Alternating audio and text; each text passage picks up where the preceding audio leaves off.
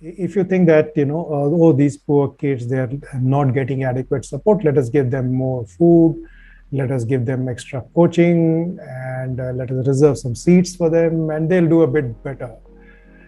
That is one approach, and that is the kind of approach that I see taken. The other approach is it possible that we designed the entire system, the very idea of education, around the needs of only a limited number of people?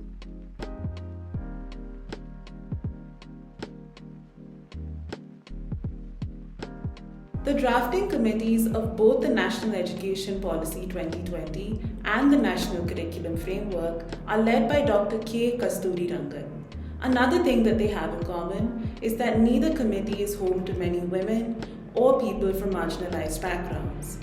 What implications does this lack of diversity have on the different kinds of education policies that are scaled across the country?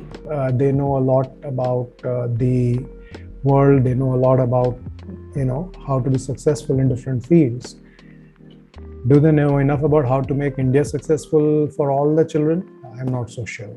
So I would say that this committee is a bit lopsided, not only because it doesn't have enough women, but also because it does not have the fields that are absolutely core to the development of education, and not only from education sector per se. You need more sociologists, for example, some more people with a psychology background, more people with an understanding of gender, and so on. The government, even in making the NEP, has kind of indicated that core educational expertise is not what really matters. And to me, that is not as big a concern. What matters a lot more is the complete lack of reference to the shift India made to guaranteeing education as a right to children. And so what it does is it talks a lot about doing well in professional life, for example, conforming to certain social norms, but it doesn't talk about the duty of the state and the commitment that it should have to a certain kind of education. The NEP definitely talks about focusing on the needs of marginalized children, but it does so from what I would call a charitable point of view and not as a right to them. If you were to do that as a right, so there's a difference. Let me explain. If you think that, oh, these poor kids, they're not getting adequate support, let us give them more food, let us give them extra coaching, and let us reserve some seats for them, and they'll do a bit better. That is one approach, and that is the kind of approach that I see taken. The other approach is it possible that we designed the entire system, the very idea of education, around the needs of only a limited number of people? How do you validate the knowledge that different groups, it may be a tribal child, it may be a girl child, it may be a woman teacher, whoever. So when consultative processes lead to a situation where a deliberate effort is made to bring in the fund of knowledge, the fund of experience and wisdom that the different groups bring to the table, they not only feel valued, but whatever you are making, not only does it become better, but more practical. There are numerous little examples where in a system decisions are made without listening to those who have to follow them. I'm talking about Kerala because it is a very interesting example in it.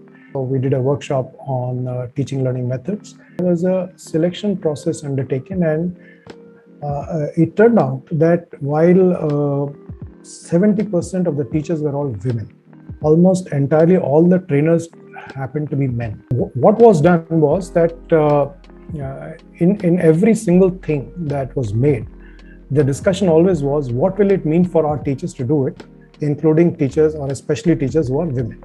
So there are many small things that happened, but one very visible thing that happened was that there were teachers' handbooks that were made, and they were all designed to be of a particular size because apparently the women teachers carry a particular handbag. It should fit in that. So it might be very small, but the thing is that simply by making it easier to carry around in what you normally carry, this reached out a lot more. The human rights issue is all there. The lack of civility is there. The inequities are there. But purely from an educational perspective, it's a willing abandonment of the potential that women bring to the sector. It's therefore, putting an axe to our own feet And there can hardly be any bigger examples of stupidity than this. So, how can policymakers and practitioners begin to design more inclusive approaches for the rest of the system? The thing is, if I put in people representing all the castes, it's not necessarily that I'll get a better committee. So what matters really is the sensitivity of the committee, the openness, and the courage to deal with this. A lot of people are unwilling to even recognize that there is discrimination in the classrooms. There are numerous ways in which discrimination can take place. The way to overcome this is not by giving sermons, but by creating a different situation for teachers in such a way that they realize that there are other ways of working. Of those other ways of working, the most important way of working is to use what we call the child's fund of knowledge. So if a tribal child comes into the class, this child knows an enormous amount about trees and plants and animals, which you might find that MSc Zoology or MSc Botany students don't. So children who are from very poor backgrounds or from certain caste groups, they may not appear to know a lot because you are relying on a kind of cultural capital that is not theirs. But the moment you tap into the cultural capital they bring, you have a transformative effect. So to think that you are forward, you are more knowing. I mean, we need to get out of that a little bit and to realize that there are other worlds.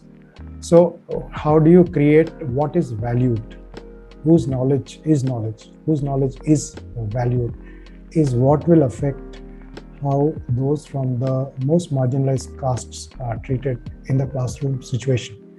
A good way to break hierarchy is for anyone above to say, what are 3 things I could do better so that I can support you?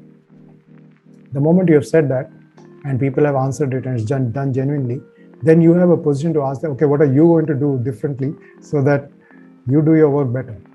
So there are numerous ways of overcoming this. It's a question of having the insight and the courage and being able to take everybody along. The second aspect is about the processes. This is a really critical part. So when you talk about, say, something like experiential learning in very, very concrete manner, you make it possible for everyone to do it, for teachers to do it, and do it in such a way that every child participates. There is no quality of education if you do not focus on higher order learning. So for example, if a child is learning how to read, a child can read aloud and maybe answer a question like what, which, where, and when. To my mind, that is not only low quality, but practically dangerous. Why is it dangerous? Because you've done nothing to enable a child to learn how to think, which means the child is now open to indoctrination, advertising, influence, and which is what is happening. On the other hand, if you say a child will be able to read, form an opinion, and give you a reason for that opinion, then you are doing something qualitative. So if you want to overcome caste, then you have to highlight higher order learning or be condemned to the ill effects of the WhatsApp university.